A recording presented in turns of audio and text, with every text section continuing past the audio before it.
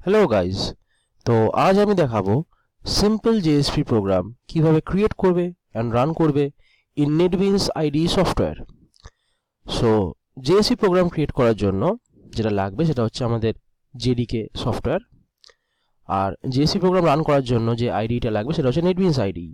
So JDK software আর NetBeans IDE তোমাদেরকে প্রথমে ডাউনলোড করতে হবে। তাই ডাউনলোড করার জন্য জেডিকে সাইট হলো এই ওরাকেলের সাইট, যার লিঙ্ক আমি ডেসক্রিপশনে দিয়ে রেখেছি। সো এই সাইটে গেলে তোমরা এই অপশান থেকে ডাউনলোড করতে পারবে। যদি উইন্ডোজ 32 বিটের মেশিন হয় তাহলে ডাউনলোড লিঙ্ক হচ্ছে এইটা, আর যদি উইন্ডোজ 64 মেশিন হয় তোমাদের তাহলে ডাউনলোড লিঙ্ক হচ্ছে এটা, যেদিকে কারেন্ট ভার্সন 8। সো ডাউনলোড করে নেওয়ার পরে তোমাদেরকে নেটবিনস ডাউনলোড করতে হবে। নেটবিনসের জন্য পেজটা হচ্ছে এটা, নেটবিনস ভার্সন গ্লাসফিশ সার্ভার আর অ্যাপাচে টমক্যাট সার্ভার নিয়ে যে ভার্সনটা সেটা ডাউনলোড করতে হলে আমাদের এই বাটনটায় ক্লিক করতে হবে। তো এই পেজে গিয়ে এই বাটনটায় ক্লিক করলে তোমরা নেটবিনস সফটওয়্যারটা ডাউনলোড করতে পারবে। তার লিঙ্কস আমি দিয়ে রেখেছি ডেসক্রিপশানে।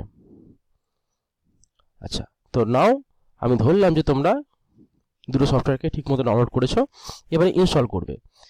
প্রথমে জেডিকে 8 ভার্সনটা ইনস্টল করতে হবে। আফটার সাকসেসফুল ইনস্টলেশন তোমাদের দেখে নিতে হবে যে মাই কম্পিউটারে গিয়ে local disk C, program files, তার ভিতরে জাভা ফোল্ডার ইনস্টল হয়েছে কিনা। ঠিকমতো ইনস্টল হয়ে গেলে এই ফোল্ডার দুটো ইনস্টল হয়ে যাবে। একটা হচ্ছে JDK folder for development kit, আর একটা হচ্ছে JRE folder for run time environment. Okay, তো ইনস্টল হওয়ার পরে আমাদের প্রথম কাজ হলো এনভায়রনমেন্ট ভেরিয়েবলসে গিয়ে পাথ সেট করা। তো পাথ সেটটা আমরা কি করে করব? তার জন্য প্রথমে যেতে হবে দিস পিসি অপশানে, সেখান থেকে রাইট ক্লিক করতে হবে, করে প্রপার্টিসে গিয়ে ক্লিক করার পরে তোমাদের মাই কম্পিউটার প্রপার্টিস খুলবে। সেখান থেকে অ্যাডভান্স সিস্টেম সেটিংস অপশানে যেতে হবে। ক্লিক করলে এনভায়রনমেন্টাল ভেরিয়েবলস অপশানে তোমাকে ক্লিক করতে হবে। তারপর ক্লিক করলে এইখানে গিয়ে তোমাকে পাথ সেট করতে হবে। সিস্টেম ভেরিয়েবলসের আন্ডারে পাথ অপশানে ক্লিক করার পরে এডিট অপশানে ক্লিক করবে। দেখো তারপরে কি করতে হবে, এইটা যখনই চলে আসবে তখন তোমাদেরকে আবার সেই সেম ফোল্ডারে যেতে হবে যে ফোল্ডারে তোমার জাভা ইনস্টল হয়েছে। এখান থেকে জেডিকে যে ইনস্টল হয়েছে তার ভিতরে বিন ফোল্ডারে ঢুকবে। এই যে ইউআরএলটা সেটাকে কপি করবে, আর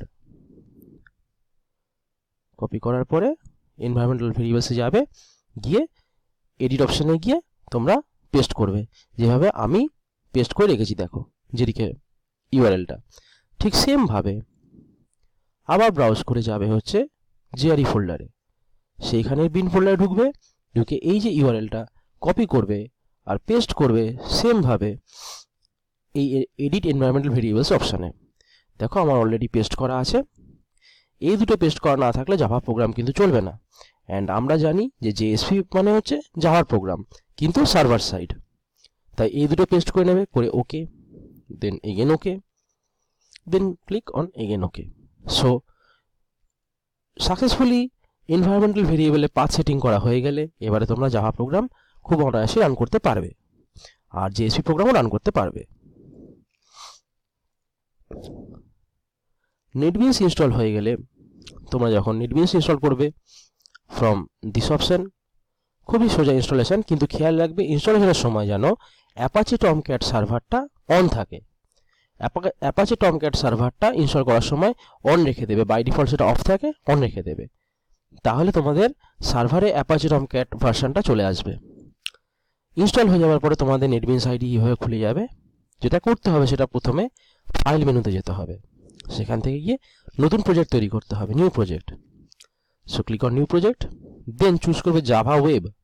যেহেতু আমরা ওয়েব অ্যাপ্লিকেশন করছি, জেএসপি একটা ওয়েব অ্যাপ্লিকেশন, তাই যেহেতু জাভা ওয়েব অ্যাপ্লিকেশন করছি তাই জাভা ওয়েব আমাদেরকে সিলেক্ট করতে হবে।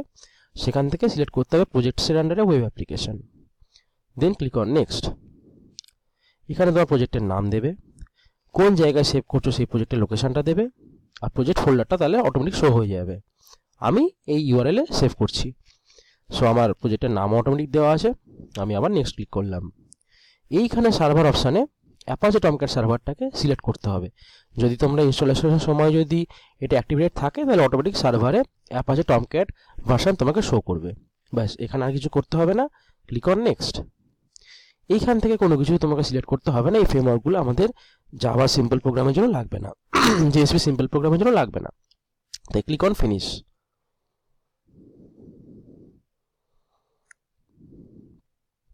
দেখো বাঁদিকে তোমাদের প্রজেক্ট খুলে গেল। এইখান থেকে ওয়েব পেজের আন্ডারে গেলে index.jsp বাই ডিফল্ট যে ফাইলটা সেটা খুলে যাবে। এখান থেকে আননেসেসারি লাইনগুলো তোমরা ডিলিট করে দিতে পারো।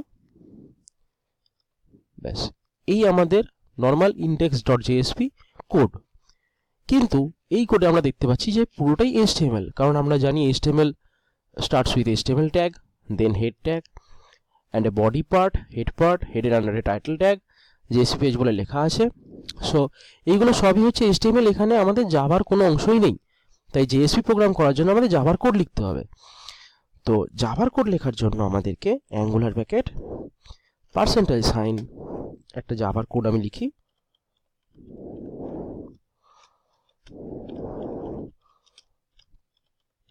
হ্যালো ওয়ার্ল্ড লিখলাম, স্ট্রিংটা লেখা হয়ে গেলে সেমিকোলন দিয়ে শেষ করলে percentile angular bracket close. So আমাদের এই জাভার কোডটা লেখা হয়ে গেল।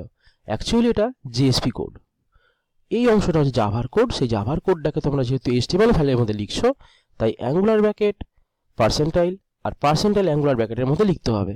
সো টোটাল দিস পার্টটা দাঁড়ালো হচ্ছে জেএসপি কোড।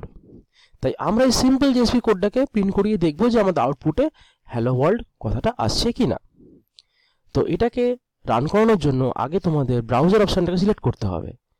আমার বাই ডিফল্ট ব্রাউজার ক্রোম, তোমার যদি মজিলা ফায়ারফক্স হয় তাহলে Mozilla Firefox or internet explorer or Opera, যেটা আছে সেটা তোমরা সিলেক্ট করতে পারো ফ্রম দিস অপশান। তো আমি এখান থেকে সেট করে নিলাম হচ্ছে আমার গুগল ক্রোম ব্রাউজারটাকে। এবারে যখন আমি রান করব তখন গুগল ক্রোম ব্রাউজারে জাভা সার্ভার পেজে শো হবে। রান বাটনে ক্লিক করবে আউটপুটটা শো করার জন্য। ফাইল কম্পাইল হচ্ছে, এটাও টাইম লাগে কম্পাইল হতে। আচ্ছা, প্রথমে দেখবে টমক্যাট সার্ভার অটোমেটিক স্টার্ট হবে, অ্যান্ড স্টার্ট হতে একটু টাইম নেবে। স্টার্ট হয়ে যাওয়ার পর তোমার আউটপুট ফাইল অলরেডি শো হয়ে যাবে। আচ্ছা, আউটপুট সম্বন্ধে বুঝিয়ে দিই। এখানে দুটো হ্যালো ওয়ার্ল্ড দেখাচ্ছে। কেন দুটো হ্যালো ওয়ার্ল্ড দেখাচ্ছে? আমরা আবার কোডে যাই, দেখি এইখানে একটা H1 ট্যাগে নর্মাল HTML এ হ্যালো ওয়ার্ল্ড লেখা আছে H1 ট্যাগ দিয়ে। সো আমাদের আউটপুটে এইটা হচ্ছে নর্মাল HTML এর H1 ট্যাগের জন্য হ্যালো ওয়ার্ল্ড। আফটার দ্যাট আমাদের out.println হ্যালো ওয়ার্ল্ড বলে কথাটা লেখা আছে। অ্যান্ড আমরা জানি হচ্ছে আউট হচ্ছে object of system class and println is the method of out object. So এই out.println এর জন্য আমরা হ্যালো ওয়ার্ল্ড যেটা ডবল কোটের মধ্যে রাখা আছে এই স্ট্রিংটাকে আমরা প্রিন্ট করতে পারছি। সো এই স্ট্রিংটা প্রিন্ট হচ্ছে এইখানে। সো তোমার জেএসপি কোড সাকসেসফুলি রান করলো, অ্যাপাচে টমক্যাট অটোমেটিক অন হয়ে গেল।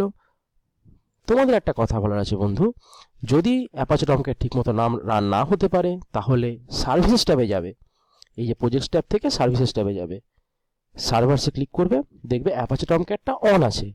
যদি কোনোভাবে এটা অন না থাকে, ধরো আমি স্টপ করলাম, ধরো এইভাবে অফ আছে, অফ অবস্থায় আছে, তাহলে প্রজেক্টস থেকে সার্ভিসেস ট্যাবে যাবে, গিয়ে অ্যাপাচে টমক্যাটের উপর রাইট ক্লিক করে স্টার্ট করবে। তাহলে এটা কি করলে ম্যানুয়ালি তোমরা অ্যাপাচে টমক্যাট সার্ভারটাকে অন করলে, কারণ সার্ভার অন না হলে তোমার জেএসপি প্রোগ্রাম রান হবে না। ঠিক আছে, তাই সার্ভারটা অন হয়ে গেল। আবার আমি রানে ক্লিক করি, দেখো তোমার এই ইউআরএল অনুযায়ী আবার তোমার ফাইলটা শো হচ্ছে। তাহলে এইভাবে আমরা জেএসপি প্রোগ্রাম রান করতে পারি। অ্যান্ড মনে রেখো, যদি সিঙ্গেল একটা জাভা লাইন যদি তুমি এইভাবে রান করতে পারো, তাহলে যে কোনো রকমের জাভা কোড মানে যে কোনো জেএসপি প্রোগ্রাম এই ওয়েতে রান করতে পারবে। সো এটাই ছিল সবথেকে simple way JSP program run করার। Thank you. যদি ভিডিওটা ভালো লেগে থাকে তাহলে প্লিজ লাইক করুন আর এবং আমার চ্যানেলটাকে সাবস্ক্রাইব করুন, এছাড়া আমাদের অনেক কোডিং ভিডিও পাওয়ার জন্য। Thank you.